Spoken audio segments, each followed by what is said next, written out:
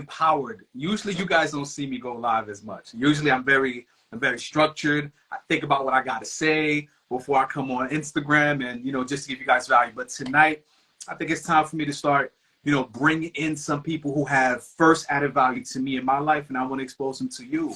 Now, before we go any further, though, I want to introduce you guys to, I mean, it's actually two of them, but we got one of them on the live tonight. This gentleman here, David DeBerry, has literally changed the game for me. But I told him before I go any further, I just want to make sure that, you know, I properly introduce you. I properly let people know what you've done for me, the things I've seen you do. So what I'm going to do with you guys right now is, so as many of you guys know, back in 2000 and maybe 2021, my wife, as an estate plan attorney, she was not that at that time. We were like, you know, we want to really add value to the community. We're just looking at what's going on social. We're seeing what's going on within our family. We're seeing what happened with us as married folk, you know, who have children, trying to figure out the wealth and economic game, which was really hard for us, especially coming from the communities we come from. So I said, you know what, let's start a podcast. As I began educating myself, she educated herself. She's already a lawyer. So all she had to do is just lock a few things in and estate plan attorney. For me, I was still trying to figure out, okay, like, what can I add to this besides just being a voice, right? Because I got a lot to say. I got a lot of things I want to express. But I'm like, if we are going to do a podcast, if we're going to be speaking to our people and giving them the proper information to help them get ahead, especially with all the issues they're facing today, I got to get educated. I got to get in the game. So I'm going to just give you guys just the Reader's Digest version, because it took me a whole year to really lock in what I had to do, because there was no process. I said, okay, I'm getting into the financial industry, but I don't know how. Guys, listen, I put in applications to some of the biggest financial institutions that you guys know about. The most recent one was Raymond James. I was like, I guess, you know what, if I'm getting into the industry, I guess I got to go get a job, I guess. So I put in an application, I made some calls, send my resume. But a lot of times when you're signing up to these institutions, you have to give up 2, 3, 4 years of your life. And that's that's if they take you, because there was no guarantee. You know, especially when it comes to guys that look like me, we don't really see ourselves in a financial industry. So to make a long story short, I got so discouraged. I'm telling you, like, yes, I got discouraged. I couldn't figure out my process. I'm like, where do I go? If I'm going to get into the industry, who do I talk to? Who's going to help me get into it? Bump my head all over the place. Let's say a year later, I come home and my wife is like, yo, I was watching this YouTube interview that you really have to see. You got to check this out. And guys, listen, one thing I'll say about myself is that when I get down and out, when I'm trying to figure things out, I do stay in my head a lot, but I didn't want to watch it. I was like, I ain't got time for that. I said, I'll check it out later. She was like, listen, you need to listen to these two. These two are powerful. They know what they're talking about. They're fire. And I'm like, all right, cool. I ain't watch it. I keep it 100. She sent it to my phone. I was like, yeah, I'll watch it. I ain't watch it. Came home one day. My wife, she cooked me a fire dinner. We're sitting down with the kids. We're all just having conversation, and she tricked me into it. She was like, okay, let's watch this. She turned on the TV, and she was like, let's watch the interview. I'm like, okay, whatever. So I'm eating my food, but I'm listening in the background, and listen, what these two were saying was so interesting. I was kind of listening. I was like, okay, that's pretty dope. So listen to the whole interview. They slammed it. They killed it. They were fire. But here's the thing, though. She was like, I'm about to get in contact with them. I'm like, oh, here we go. I'm like, here we go again. She was like, I'm going to get in contact with them, because for what we were trying to do, we were looking for we were looking for financial advisors of our own. Got to say how I don't say it. And then she was like, I'm going to get in contact. And I was like, okay, cool. Keep me out of it. My wife, Bernadine, she called Brandy. She called David. And to make a long story short, she came back to me the next day. She was like, Dario, they are doing exactly what you've been looking for. And I brought you up and they want to have a meeting with you. I'm like, oh, man, Bernadine is killing me right now. I can't do it. I'm like, okay, whatever. So she forced me into it. Something about me and something you guys got to understand is that you always got to give yourself an opportunity. Give yourself an opportunity. Whenever something, like me, I'll always take a meeting. I'll always sit down and have a conversation. I can't lose it. I said, okay, I'll take it. Listen, within 5 minutes with these two, killed it. I was like, where do I sign up? What do I do? How do I? Within a week of meeting Brandy and David, I was life licensed. Listen, life license, like all the books I was reading, I wasn't getting I wasn't getting much. I was reading all the books. I wasn't getting much from the books. I was getting a lot of Reader's Digest information, but it wasn't stuff that was going to help you out for real. But I'm talking about life license, securities license. I mean, the whole game changed for me. But let me give you guys a clip of the interview. I want to do this. I got to show you guys a clip of the interview I saw. So I'm home, and this is what I saw. Mindset is key. You know, we work with people. Shout out to Brandy. Sometimes even convincing, we have to convince people that this is something that we need to tackle. Convincing people that you need life insurance. Convincing people that you need to invest your money. That's the first step, is just getting them to be aware. You know, that's the first key to building wealth, is awareness. Right, and I think we got to define what net worth is, right? Break it down. You see a lot of people in our community, middle class, poor class, talking about credit scores. There's nothing wrong with having a high credit score, but it has nothing to do with your net worth. Come on, man. Net worth is assets minus liabilities, right? So we need to define what net worth is, and need to know what are assets and what are liabilities, right? So somebody could have a high credit score, they can have certain things in place, but they could still have a negative net worth. You can have an 850 credit score, right? Don't have $850 in the bank. Yeah, that's hilarious. But listen, Justin, hook me up. So I saw that interview. They killed it. They slammed it. But without any further ado, I would like for you to be introduced to colleague now in the financial industry, our personal financial advisor, set us up with all our investments. I mean, listen, want to introduce you guys to the man himself, David DeBerry. David, what's good, bro? Man, I appreciate it, man. Everything's good. Yes, sir. Tell us about yourself, man. Tell us your story, man. Talk to us.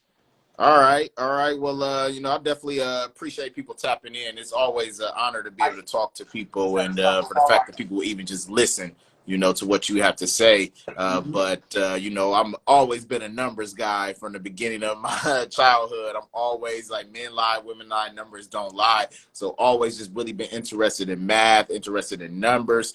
But I actually went to school for law. You know, so I went to school, criminal justice at Wright State University, thought I wanted to be an attorney.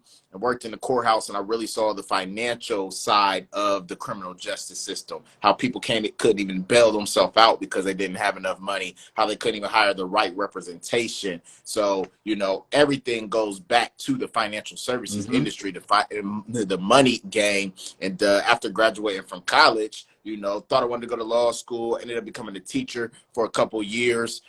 Really saw that the math I was teaching, no offense to the Pythagorean theorem, but I'm like, hey, you know, these high schoolers aren't even going to use a lot of this, and they don't even know what the calculation of a credit score is, right? So really just, you know, got introduced into the financial services industry, and I was officiating basketball games too. So I toured the AAU circuit, did a couple semi-pro ball before, but I was happy that I got introduced to the financial services industry because at the time I had $100,000 of student loan debt.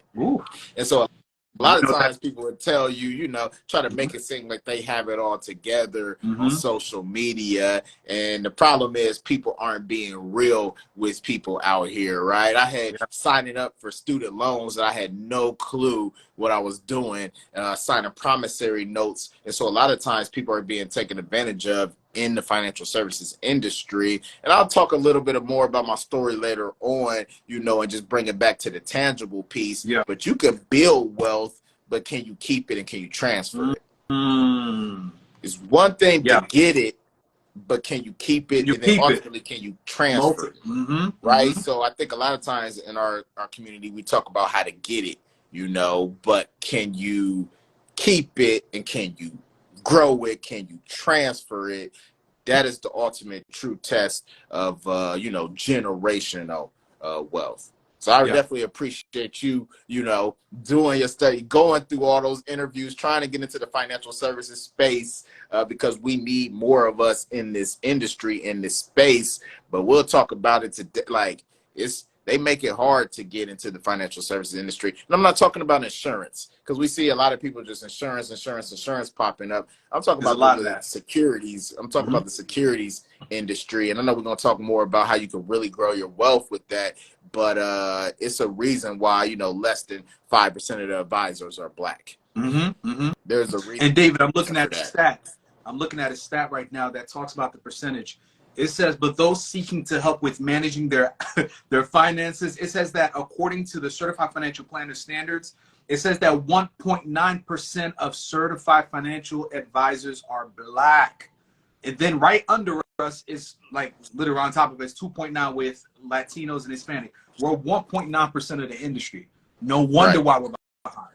No wonder, because one thing we know as a people is that representation is important when it comes to our types of people. And I don't want to talk about the other people I was with, because I was with a group before that. But the problem was the fact that we have a unique set of issues. We have a unique set of situations. And I'm not saying that it's only people who look like us who can help, but listen, it really does help out. It helped me out, to be honest with you. So yeah, it's a culture thing. You got to be able to relate to who you doing business with, right? And we do business with people we know, love, trust, like, have an understanding with. That's why if you take any sales type of course, they talk about finding a rapport with people, right? So if our people aren't represented in the financial services industry, we're ultimately not going to get the proper education that we need, and it's going to be left to our own devices to try to figure out how to, raise our credit score, how to avoid paying taxes in retirement, how to pay off our debt quicker, right? And it's the blind leading the blind a lot of times, right? And so the Bible talks about seek wise counsel, right? So if we're going to seek wise counsel, number one is we got to know what wise counsel is, because if you don't know what wise counsel is, then anybody telling you anything on social media, you're gonna eat it up. You're gonna eat it up. You're gonna eat it up. And maybe later we could go into some of the personal things that we had to go through. Like we had to do surgery on quite a few of my finances too. And I realized that there were some things that we were, buying into some years ago that wasn't really it. And this is what everything David is saying right now is the gospel, is the truth. Because once you guys know how to pick and this is why I love that interview so much, because in the interview they were talking about how of course everybody's out here is preaching something. Everybody's trying to teach about finances. Everybody's trying to teach you how to come up and how to build wealth. But there is a way you have to know if the person you're learning from is really certified, if the person you're learning from really knows what they're talking about. Because if you're not following that, all these things that you're doing is in vain. You're going to lose a lot of money. You're going to waste a lot of time, and then you're going to get discouraged and not want to continue and then keep growing your wealth. So facts to that, Dave. Exactly, man. And we just got to keep having a conversation. I know money was talking about money is taboo a lot of times in a lot of our communities, but it's just like what you don't bring to the forefront, then somebody can take advantage of you. The Bible talks about the love of money is the root of all evil. Well, if somebody loves it, they're going to exploit you for it. What do you think the payday lenders do? What do you think what do you think they do? They love it to the point that they will exploit your lack of knowledge. Think about how the lack of financial knowledge or the lack of financial literacy, how much money has cost you personally so far in your life. I know me, 6 figures plus easily. You talk about the amount of interest you pay on the debts that you borrow, the things you sign up for that you didn't read the terms and conditions, right? So somebody loves money, they're literally taking advantage of your lack of knowledge. So that's why you have to empower yourself to not get taken advantage of. And a lot of times people haven't put in that work, but that's why you can also seek wise counsel. See, I wanted to be an attorney. Obviously, Bernadine is an attorney. Shout out to Bernadine, right? You can lean on her knowledge. Right? Because she has the right certifications, right credentials, the right schooling. She put in the work. I can lean on her knowledge, right? So that's why it's like, hey, it's just important for us to want to know what we're, if 70 to 80% of the money that I make is going to the financial services industry, I need to know. I gotta know. Think about it. You're paying state taxes, federal taxes, local taxes, municipal taxes, school taxes, all these taxes, right? That's one thing. And then you're paying on your debt. You got your mortgage, your credit cards, your student loans, your auto loans, your home. You got all of these things, right? And then you got the insurances, your life insurance, your auto insurance, your home, your renter's insurance, your disability insurance, right? Then you got retirement, your pensions, your IRAs, your 401ks. 70 to 80% of your dollars is going to that industry. Why do you think the banks and insurance companies own all the NFL, NBA stadiums? They're the biggest buildings. The biggest buildings. And what do they produce? They don't produce food, clothes, housing, they literally take the money that you went to work for and then what? Yeah. They lend it out, invest it into the global economy, and we don't understand 10% of what's going on. So this is about educating ourselves and educating our people as well too. Mm-hmm. I like to say that after stepping into the financial services industry, the financial industry, I would go as far as to say that it's very predatory. It's very predatory.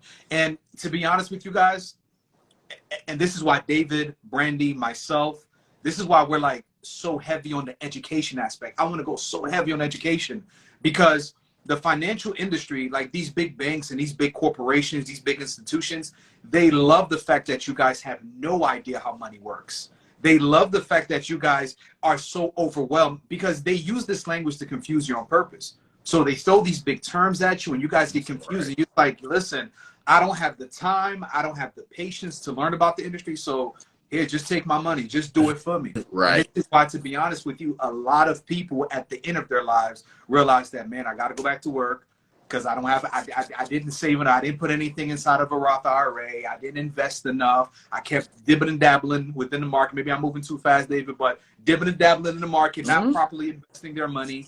As we've learned, being educated as I have in these past few months within the industry has taught me that it's really simple, but it's just about who and where you're getting your information from. So for sure, for sure. And you got to start with the basics. So many times people are listening to podcasts, interviews, and different things, and they're literally not even starting with the basics, right? And we talk about, like, I think about all these stories when we hear when we're a kid. The tortoise and the hare, right? The three little pigs, right? Where, you know, it's like where the little engine that could, right? But we don't listen to any of those stories, and we want to get rich quick, hustle, all of this stuff where it tells you where what you must do, right? It's like you want to build your house on bricks. Yeah, it would take quicker to build it in straw, but you want to build your house on a solid foundation. So a lot of times people are skipping the basic principles of wealth and wealth building because they haven't really studied it, right? Like the wealth choice, right? You got to study the wealth choice. It's a choice that you can make to get wealthy, but it's like you got to study who's wealthy. And then you can't skip steps. You know what I mean? Some people bring to me stuff like, hey, this is what the wealthy is doing. I said, well, we could talk about that once you get wealthy. Okay? Like that would be just similar. You talking like this is what the wealthy people are driving, and you want to go get a Lamborghini. Well, go try to go qualify for that, right? Even if you can, you might be car poor. Yeah. Right. So a lot of times people are skipping steps and trying to take advice from people who are not in their same league. They make a joke in the NBA is like, hey, if you're a rookie, you're on a rookie deal, and you got a superstar like Michael Jordan going out, he's spending a lot more money. He could spend a lot more money than you can. Yeah. You're not going to be drinking the same type of alcohol that he is, sitting in the same type of sections, right? So that's what people are a lot of times doing with their finances. They're taking a lot of advice from people on social media, online, who may be at another level than them, and they're skipping the steps. Yeah. And it's actually preventing them from accumulating wealth, because if you have not read the book, The Compound Effect, that's a must read.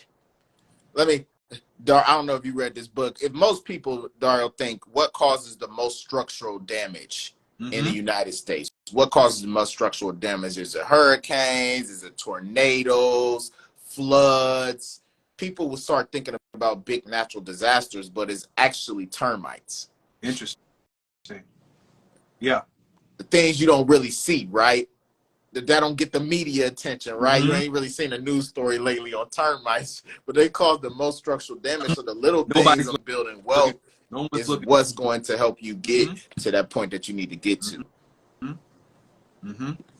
I found this article.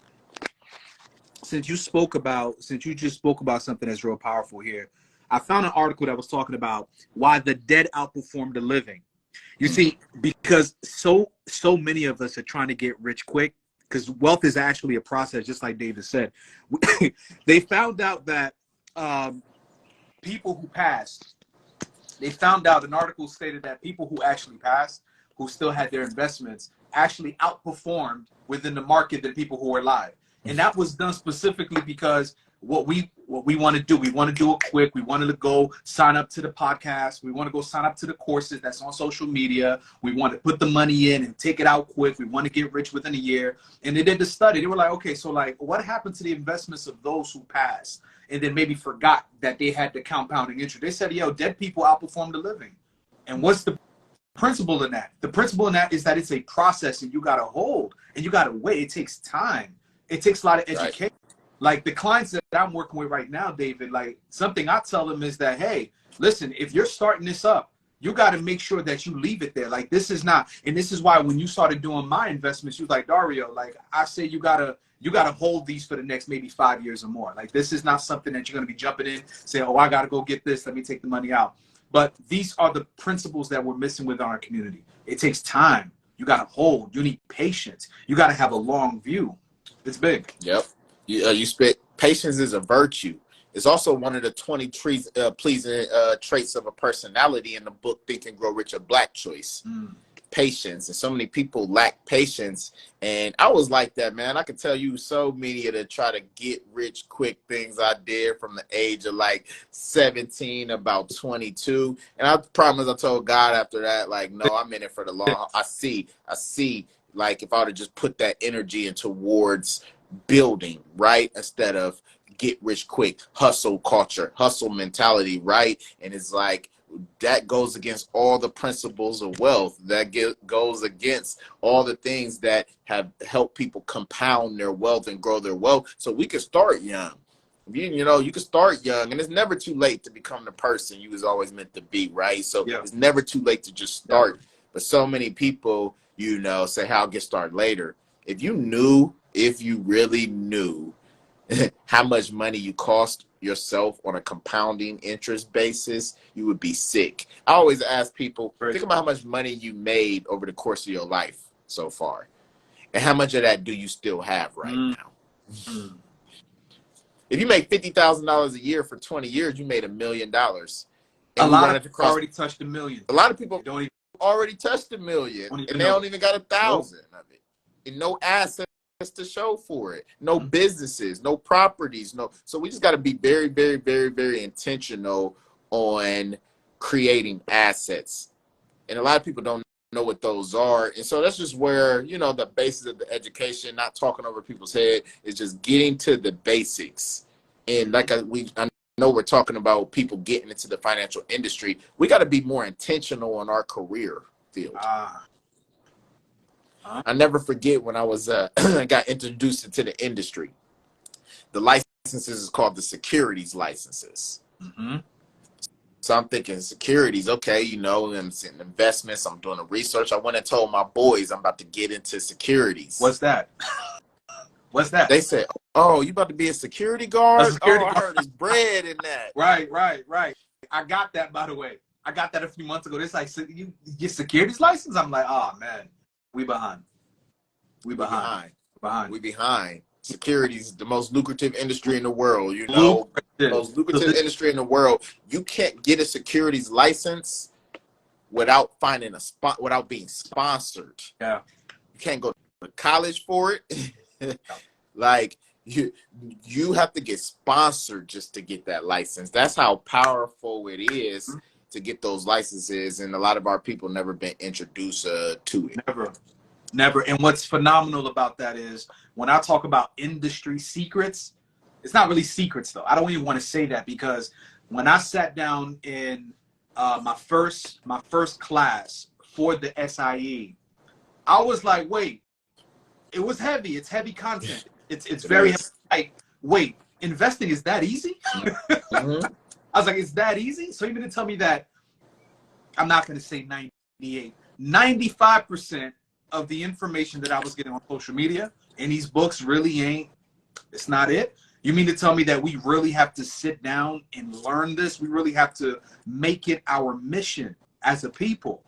Even if you're like, my son is going to get his SIE when he's of age. I think he get it at 18 years old. He got to go get it. because it's like an introduction to it's an introduction to money and economics periods. It's so important. Exactly. And when you really understand how the industry works and how the industry moves and everything is tied back to the stock market. Everything. Like my grandmother had a couple $100,000 sitting in her bank account, just her life savings, right? I got involved in the industry, found out though that she has this money sitting in an account at a certain bank earning 0.75%. I'm thinking, how long have they had your money sitting in this account? That money that, you know, you and my grandfather worked so hard for. Remember, the banks don't produce anything. Yeah. Right? Yeah. They went to work. They started that construction company. They made that money. And the bank is just saying this is somewhere to store it. But the bank isn't storing it there. Right? We got to see where they're storing it at. Within 2 weeks of being in the industry, I knew where she could go put her money, where it could be. You know, it fit her objectives because she wasn't trying to take a lot of risks, right? So just knowing how to invest, that's when I found out about like municipal income fund. I didn't even know you can invest into municipalities. I didn't even, like when you see the, you know, the government building roads, bridges, schools, tollways, airports.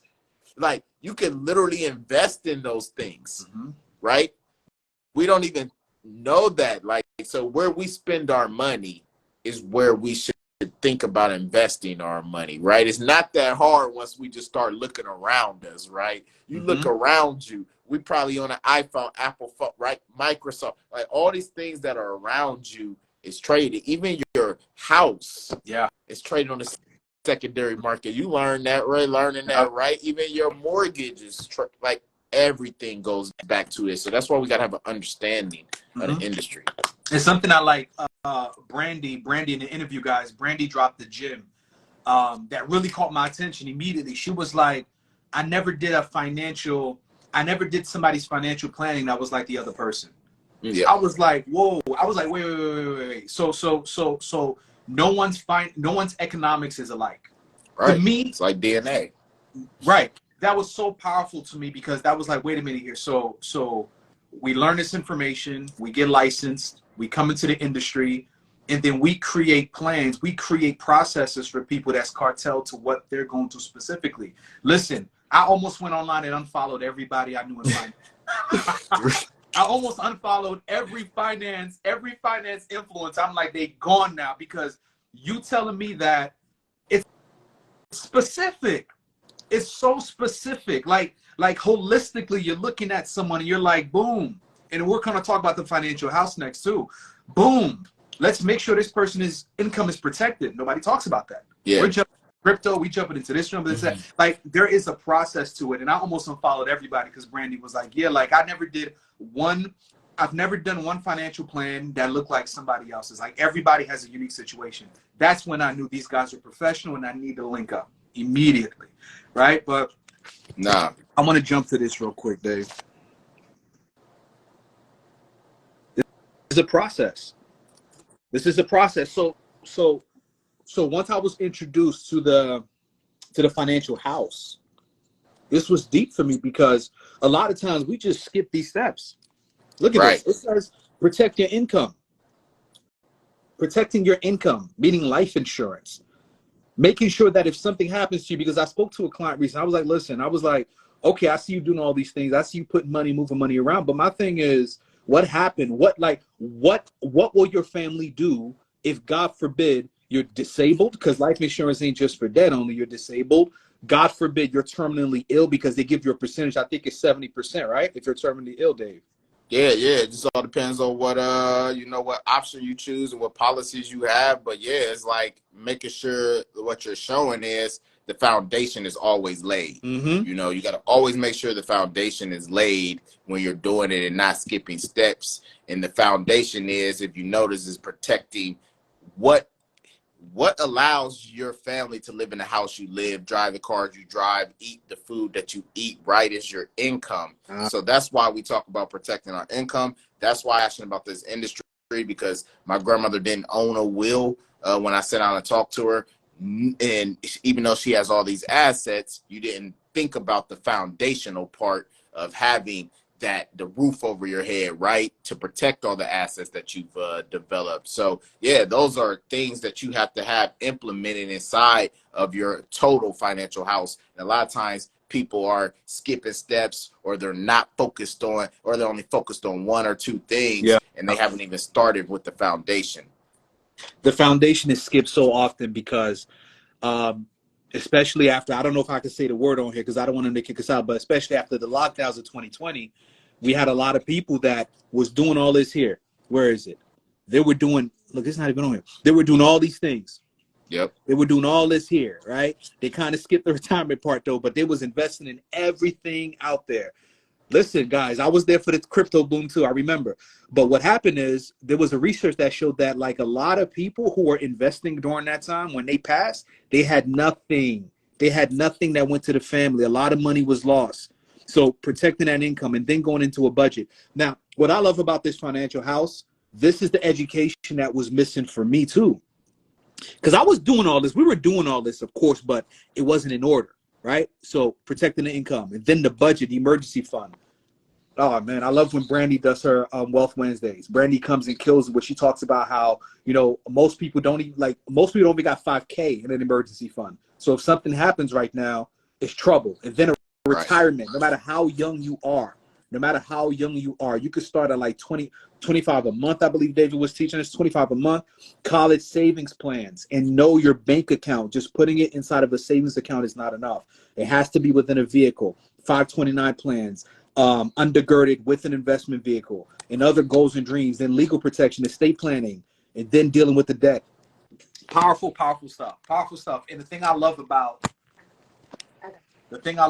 hopping on with you guys and tapping in with you guys was the fact that you exposed me to exactly what I was looking for, first of all, but you exposed me to how to deal with the person holistically. This isn't a quick course. It's not a quick course and, oh yeah, here's how you can make a quick $500.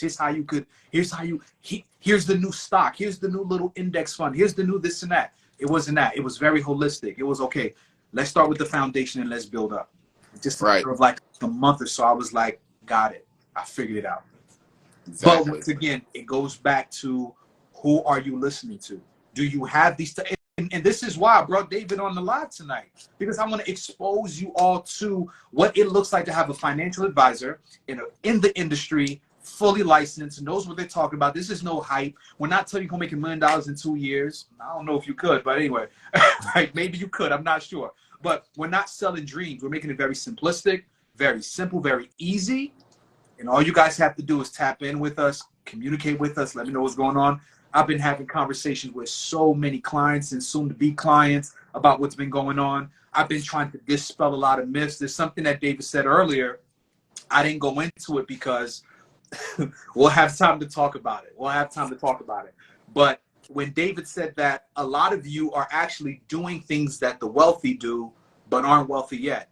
I'm not going to go into this yet. I'm going to save this for another time because this is real juicy. There's a lot of people on these social media networks. There's a lot of companies and industries that are selling you guys things that, number one, you have no business buying. You have no business tapping into. You have no business. You can research it though, but you're not doing the research. So a lot of you guys are applying in vehicles and investment vehicles and ideologies that's actually not going to help you and your family. So it's really about the education. And for the next year, for the next few years now that I'm in this industry, now that I'm going in, I can't wait. I can't wait to just drop so much knowledge, so much education on you guys, and just making sure that since we're in this wealth game, we're really, really, really, really building wealth, really helping families. So Exactly. You know, I appreciate your willingness to learn, man. Anytime somebody wants to get into this industry and want to learn, I'm appreciative of it, because we're so underrepresented in this industry, and it's a foreign language to most people. Yeah. And when most people start learning a foreign language, they get frustrated. I don't know if you ever learned a Spanish or German. Financial literacy is a whole nother language. When I told Brandy it's Greek. I sat in class like it's Greek. This is Greek. Exactly. Greek. Makes no sense to me. Exactly. But it's the universal language, though. Mm-hmm. See? that. money is the universal language, right? That's why I tell people, like, you know, they come up, you know, they're in America and they're talking about, I don't believe in this and this and that. Like, you cannot believe in gravity, Right. but you step off this You building. gotta apply it, right? You gotta live So it, you right. cannot believe in getting a will. Cool. When you die, your family will be right there in court. Prove it. I didn't prove it. Dealing with it. Dealing with it. You cannot believe in life insurance. Cool. Your family gonna be on GoFundMe or struggling because you didn't believe in that. So it's like, I don't care if you believe in it or not. This is what the facts are. This is what's going on in the United States. This is how this capitalism structure is set up. You got to play the game while you're playing the game. It's just like the game of Monopoly, right? Yeah. Just like the game of Monopoly. And a lot of times people are playing it with no money, playing it with no understanding, but you're part of the game whether you want to be or not. Yeah. You landed on somebody's property that you don't own, right? Yeah. Right? There's all these things, right? So we just got to understand, you know, the industry, understand the financial industry, understand how we play a part in that. Anytime somebody's taking my money, I want to know how it works. Right. The government is taking your tax right off. Like, I want to know the tax, how the IRS tax code works, right? They're literally taking your money. Anytime, like, pensions, like you work for the state, they're taking 10, 11% of your money off rip and putting it into the pension. You would think anytime somebody's taking 10, 11% of your money, I want to know how it works, right? So I want to know if you're paying that car payment every month or that mortgage every month, you should think you would know what the interest rate is. We talk to so many people, Dario, who do not know what the interest rate is on the money that they borrowed. The car payment. That's literally money out of your pocket, right? And if you don't understand that, that's why people can take advantage of you, right? That's why so many people are getting ripped off. And this is one thing I want everybody to understand, whoever watches this or, you know, whoever I talk to. Look, if somebody is giving you advice and they do not have a fiduciary responsibility, then that means it doesn't matter what they say to you. You could lose all your money. You could take that advice. They have no fiduciary responsibility to you whatsoever. Yeah. Right. So that's why people who have licenses, we can't just start hopping on all these podcasts saying all these different type of things, right? Because we have a fiduciary responsibility to people, right? I'm telling you, Dave, listen, my biggest fear when we started the podcast, me and my wife started a podcast, the Family Wealth and Legacy podcast, my biggest fear was, God, am I properly serving these people? Because we've seen it already. We've seen people just hopping on podcasts, just throwing it out. Oh yeah, you gotta do this, gotta do this. I'm like, God, I want to be careful. I want to be careful, and I'm so grateful. I'm so grateful that I got locked in with the right team. Sure. The right team that made sense. I'm trying to bring Brandy in for some reason. I can't. Guys, I'm going to bring Brandy. I can't. I was trying to bring Brandy in just so you guys can get acquainted with her real quickly. But David, what's a quick gem that we could leave the people with right now? Like, what is something we could tell them that they could start off with real quick? Yeah. Just to start. Like somebody's watching right now and they're like, okay, Dario, okay, David, facts. We understand that. We in trouble. We understand that. Yes, things are bad. Things are bad out here. It's a mess. It's the Wild Wild West. It really is the Wild Wild West on social media. All right? It's literally. It's the Wild Wild West. Okay, what do I do now? Where do I start? That just all depends on what your goals are, right? So everybody, like we talked about, everybody's plan is different, right? You got to decide, what do I want? And then we got to work the numbers backwards, right? Somebody told me the other day they wanted to have $100,000 saved up in the next 3 years. I was like, well, you make $40,000 a year. So that would literally mean like, like, let's do the math. Right. Let's do the math on this, right? So we got to decide what we want first. And is our income, is it realistic to achieve the goals that we want, or do we need to do some alterations to our goals, or do we need to do some alterations to our income? Do we need to do some alterations to our investments? So I think people got to be very clear on, what do I want my lifestyle to look like? What do I want to accomplish? and then let me work the numbers backwards, right? So if somebody's just watching this, I even tell my clients, how much money do you want to make?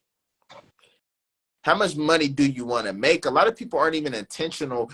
Like, I literally hate when people post who's hiring. Like, who's hiring? You have to be intentional. You got to get 40 to 50 to 60 hours of your week to this place, your life. Yes. You got to be intentional on what you want to do. You got to be intentional on what industry you're going to work in. Like, I could bring up so many articles where Black people, unfortunately, are disproportionately represented in low income paying jobs. Yeah. By design. We got to decide what industry you want to work in. You got to decide how much income you want to be bringing in. You got to decide what your lifestyle is going to look like. And then you got to work the numbers backwards. And if the numbers aren't matching up, then it's only two things. You either got to go earn more income or you got to cut in some places. But the same energy that it takes the coupon is the same energy that it could take for you to get a side career, side hustle to make more income, right? So a lot of times people focus on the cutting part. I just encourage people to think abundantly and think, how can I increase my value to the marketplace? Yeah. How can I increase my value to the marketplace? And how can I be the CEO of my own household? We see so many people not taking care of their household financially. They're not. And this is why it's so important that you educate yourself. This is why we're having this conversation, because too often, and we've all been a victim of it, too often we give the responsibility of our finances and economic livelihood, because, listen, after God, it's literally money. After God is like, you literally cannot breathe on this earth. It's like air. It's literally like air. So we give this precious responsibility of our livelihoods on earth in a physical form. We give it to other people, and we don't think about it. Right. So what we're trying to do as well is we're trying to put economics back in your hands. That's the goal. Putting economic and wealth creation back into your hands, if you're willing to do the research, if you're willing to tap in with us, if you're willing just to do a little bit of work. It's not a lot. And this is fun. I enjoy this. I'm enjoying this industry because I'm like, oh, this is how they've done it. Okay, cool. Right. I got it now. And like a light bulb. Yeah, light bulb moment. And it's not really the fact that it's being kept from us. There might be a little bit of that, but to be honest, we got to be willing to go. We just seek and you shall find. Yeah. Knock and it will be. These are action words, right? It didn't say chill and it would be given to you, right? Right. So it does take action. It does take our action, but our intentional action. Yeah.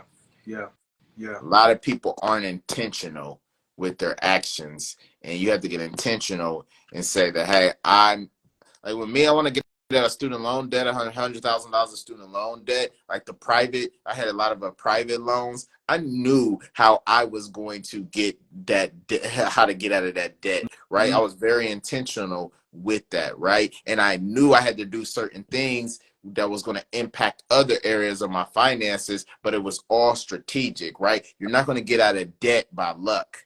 You're not going to be able to be financially independent by luck. Not by luck. No, it's dipping and dabbing either. And not by faith alone either. Yeah. I mean, shoot, you can have all the faith in the world, you know, but without, having that work and having a plan. That's why the book Think and Go Rich talks about a burning desire and a definite plan. See, all I got to do is find somebody who got a desire, and I'll give them a plan. Like Dario, you had that desire to get in the financial industry. You go into all these different companies, things of that nature. Oh yeah. You just needed the definite plan, right? But see, the plan in the people. Exactly. People the too. Plan in the people. All the P's. Plan the people, the purpose, persistency, all of that, right? It takes all of that. And I would just say is, if we're going to do side gigs and side hustles, they need to be intentional. No offense to the Ubers and the Lyfts and these different things right there, right? But I'm going to give up more time than if I'm going to give them more time, it has to have a return on it, where Yeah. it can be a potential passive or residual. Yeah. Time is our most precious commodity, right? And if you can only make money by giving up your time, now you stuck by the clock. Yeah. And that's scary, Mm-hmm. to be stuck by the clock. Yeah. Yeah. You never get ahead. You never get ahead. And every time that's wasted, you don't get. And the only way to get ahead, though, is Mm-hmm. if you do take 20 to 25% of your income that you are working for and put your money to work. Mm-hmm. I always tell my clients, if you're going to work a job your rest of your life, that's cool. I'm with it. Right. But we need to take 20 to 25% of your income and put your money to work. Money is a great employee.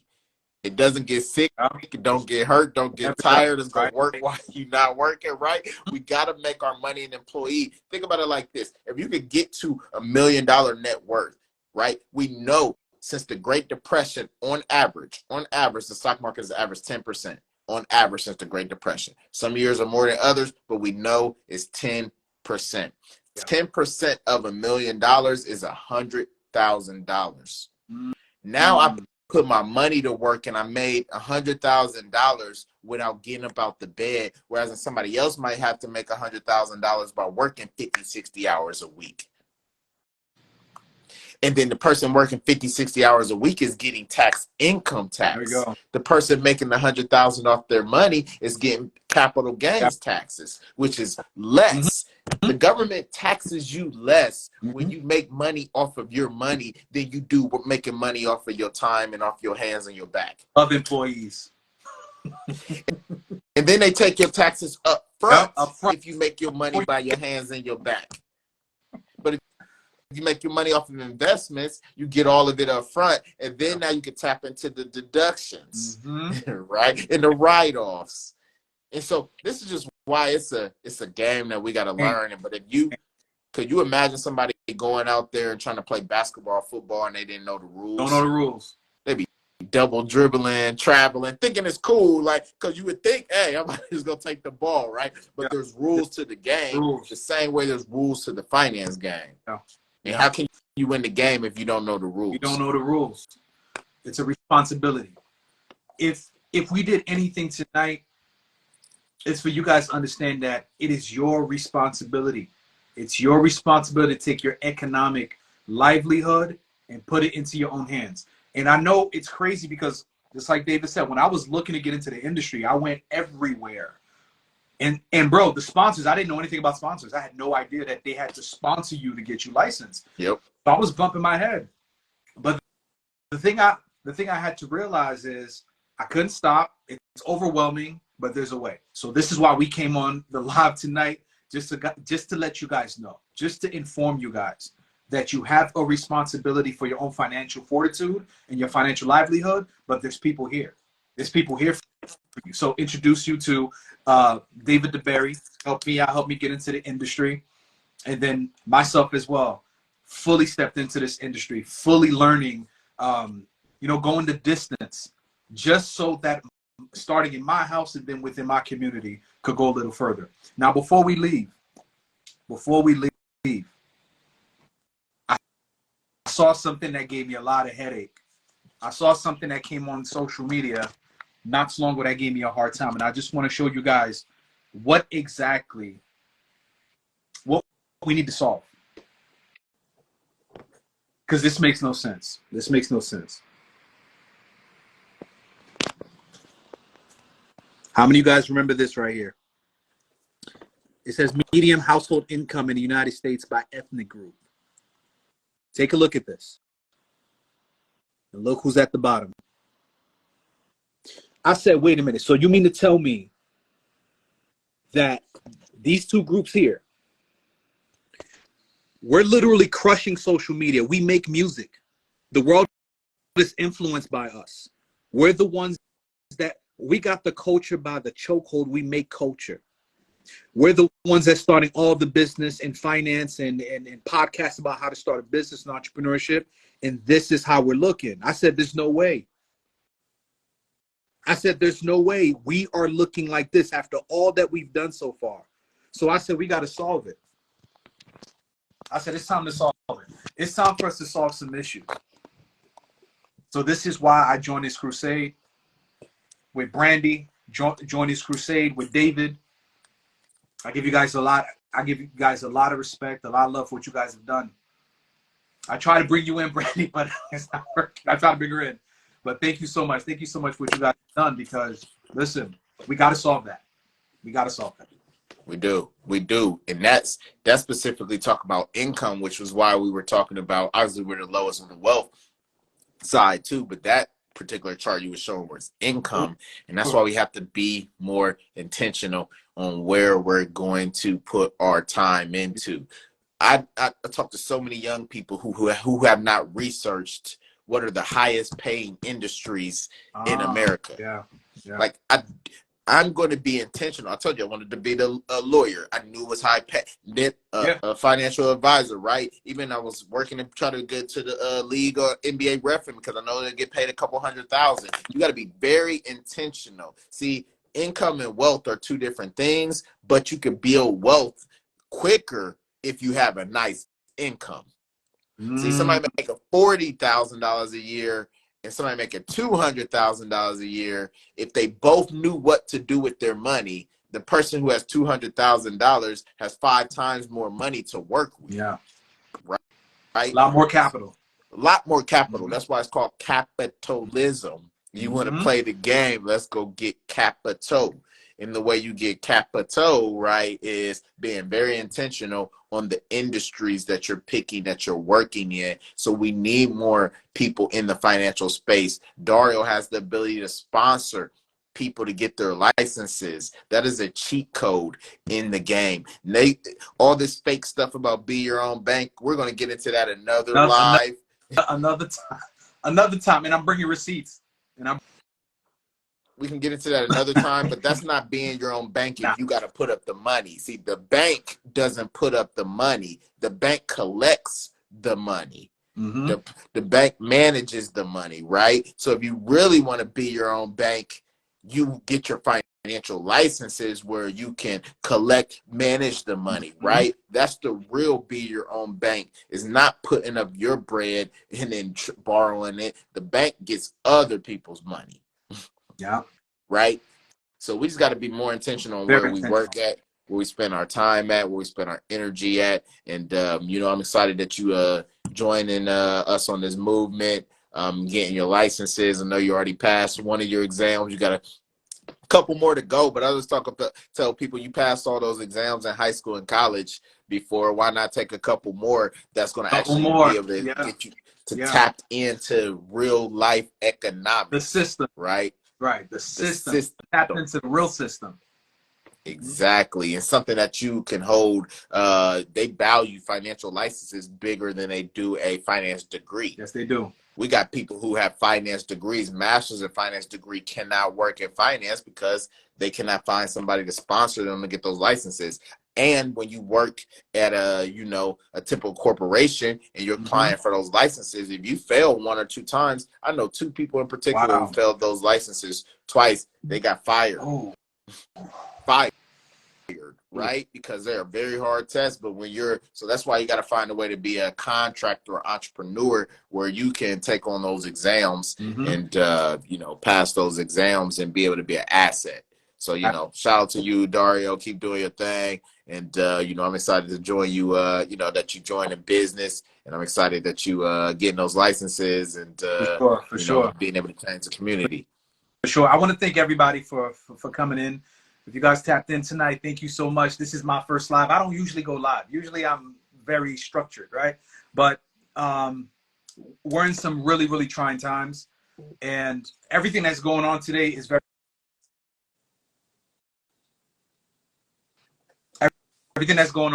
economically based. Although there is spiritual warfare, but it's very economical as well. So I think it's time that we start speaking up. I think it's time we need to get into the industry. It's time for us to really take hold of what finances is, what wealth is, what is money. We need to research that. So David, thank you so much for making it here tonight. Brandy, I see you in the comments. Shout out to Brandy. Shout out to you guys for, jumping into the crusade, not being afraid to speak, and also providing a process for the rest of us. Because to be honest, This is probably the most life-changing thing that you can do. Number one, take hold of your own economical fortitude. Number two, understand what wealth is. Just educate yourself. And number three, come into the industry as well if you're interested. So, yeah, have a good night. Thank you so much. David, any last words, brother? Hey, just appreciate everybody for tapping in, commenting, listening in, share this information. You know, it's each one teach one. You know, it's each one teach one. I don't want to hoard this knowledge and this information for myself. It's about empowering other people, and I know Dario's all about empowering other people No pay as well too. No Yeah, paywalls. yeah, No exactly, paywall. exactly. So we're gonna see y'all at the top because the bottom's way too crowded.